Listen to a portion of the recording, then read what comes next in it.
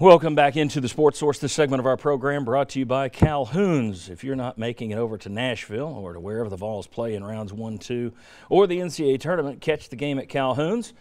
Or if you're having a party today, if you're having a party for the NCAA tournament at home, do the Feed 5, Feed 10 family pack. They also have party platters. Go ahead, check it out online, calhouns.com. Give them a call. You can take all the fixings, everything home in a nice, neat box. It's clean. It's easy. It's Calhoun's, the taste of Tennessee. All right. I want to welcome in our next two panelists. We have right there Bob Hodge, and on the other side of Mark Pankratz, we have Josh Ward down there. So thank you, gentlemen, for being here. We have a whiteboard that will be seen shortly, but I want to talk to you about seeding. So let's talk about just some of the generic points that will determine Tennessee seeding if we can go to this graphic. All right, here we go. Most likely a 2 seed already. Right now it looks like you're a 2 seed locked in. Before Kentucky, there was still a weird outside. You could get shafted kind of a stake that you could go to a 3 seed, but you're most likely a 2 seed right now. Even with a loss, you're probably going to be a 2 seed. You will be a 2 seed. If you win today, and especially if Michigan State loses later, you're possibly a number 1 seed. You're still in the mix. Everybody says you're still in the mix. You just have more work to do than some of the others. Committee seeding is inconsistent. So everybody praises Lunardi and Palm. Well, heck, we did it one year where we got 61 of the 64 teams correct. That's just math, picking who goes in. The seeding, that's tough because you get different committee members every year. This year they're changing their rankings from RPI to net. Do they put more emphasis on quad 1? You never know. So you could get anywhere from a 1 to a 3. I don't think it's happening, but don't freak out if you see one. It's stuff that happens in this committee thing. So Lunardi, Palm, they may be telling you one thing we may see. I wouldn't be shocked if Tennessee's the number 2 overall seed in the tournament. That kind of stuff happens with the committee, all right? Will start times matter? Okay, now the selection committee locks it down about 5:15, I guess. Tennessee tips off against Auburn at 1 o'clock. Michigan State, Michigan, they're at 3:30. Might that have impact to where they say, just to make it easy so we're not having to slide teams all over the place and rework 4 different brackets, how about we just lock in Tennessee here with this team and we flip-flop them if they win or lose, that kind of situation. How does that play a factor? Personally, I think you'd hope for a Friday, Sunday. You can get a Thursday, Saturday, you can get a Friday, Sunday. Because you had to go the extra day, I would want the extra rest. Get me a Friday, Sunday. Also makes it easier for Tennessee fans to hit the road and travel with you. Pull for a Friday, Sunday pod for Tennessee. Finally, there are 3 places that Tennessee could probably play their first 2 games. Columbia, South Carolina, 263 miles away, but who knows what the traffic is going over the mountain. Columbus, Ohio is probably a straighter shot, easier shot, 368 miles or 358 miles away. Jacksonville, I'm seeing a lot of people predict Jacksonville for the Vols. That one's a little further, obviously. But that's the stuff that goes into the seeding, all right? So let me show you here our YP board. I want you guys to play the role of selection committee.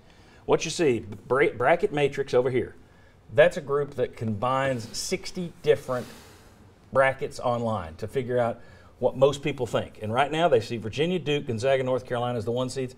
Kentucky still is a higher seeded 2 than Tennessee in most brackets. You got their record, overall record right there. You get their net ranking, that's replaced RPI, strength of schedule, quadrant 1. That used to be wins versus top 50. They've changed it, but they're your best wins. Gentlemen, who deserves the number 1s? And let me speed this thing up. Do we all agree Duke and Virginia are probably the top 2 seeds in this tournament? Yes. Yes. Okay, so there we go. That's 2. Duke and Virginia probably 1, 2. Who are your other 2 number 1s? Who do you think gets it? Why? Who's best in your opinion? I'm going to go UT and Gonzaga. Over Carolina. Over Michigan Carolina, State. yes. Based on?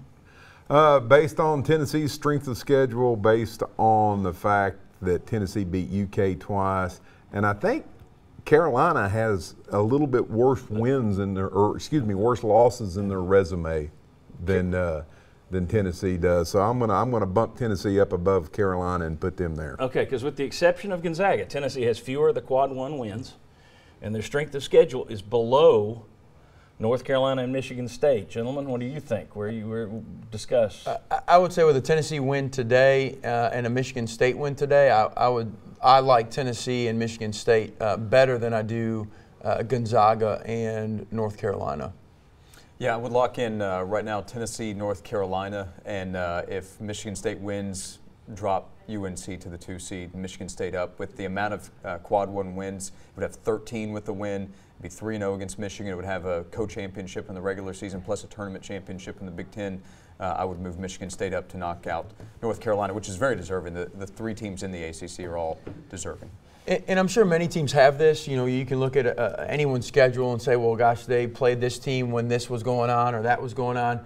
You know, North Carolina beat Duke twice without Zion. And so let's just say that they split that series in the regular season. Yeah. That takes away a quad 1 win. Maybe they don't have the – so there's other things that layers to that with North Carolina being up there. The only locks, I think, are Duke and Virginia. And I think everything else is I agree with that. I think Gonzaga, you know, there's this talk that you don't penalize them for the conference they play in. I'm all for not penalizing teams for the conference they play in when you're talking about getting little teams in the tournament. But when it comes to seeding, I'm sorry, that plays a role. They do go outside their conference and try and play good teams non-conference, and they destroyed their conference. But they still have a weak schedule strength because of that conference. To me, if it comes down to Tennessee-Gonzaga, it has to go to Tennessee, not to mention the head-to-head battle. But so we have, everybody here had Tennessee in as a 1 seed, and then you're debating. If they win today. If they win today, yeah. Yep. If they don't win today, is there any way they're a 1 seed in your mind? Or does it depend on Michigan State? No, I don't think there would be a 1 seed if. Okay, I'm not talking about what you think the committee will do. No, what would you do? I would keep them. I would put them at a 2. Okay, if they lose today at 2, what would you do? Yeah, I think they would have played their way into the 2 seed today. And I think they're probably the number 1, 2.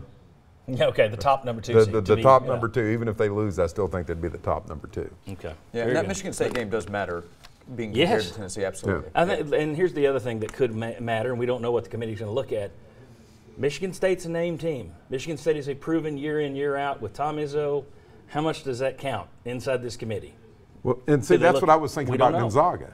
That's how much, because I would have moved Gonzaga down and put Tennessee up and probably moved Carolina down too. But I think Gonzaga gets a lot of love come committee time, despite the fact the conference they play in. One thing I think is funny is a lot of people I've been seeing complain about the ACC bias. The ACC isn't this good. They can't have 3 number 1s, and Lunardi had 3 number 1s. Kind of reminds me of what everybody else says about the SEC in football. So I think it's funny that SEC football fans are now saying, stop with the ACC bias. They can't be that good in one conference. But in football, it's true. And in baseball, it's true. All right. When we come back, we're going to take a look at Joe Lunardi's latest bracket. We're also going to explain our little red flag formula, tell you who are the good matchups, bad matchup. Does Lunardi have a good plan for Tennessee? Come on back.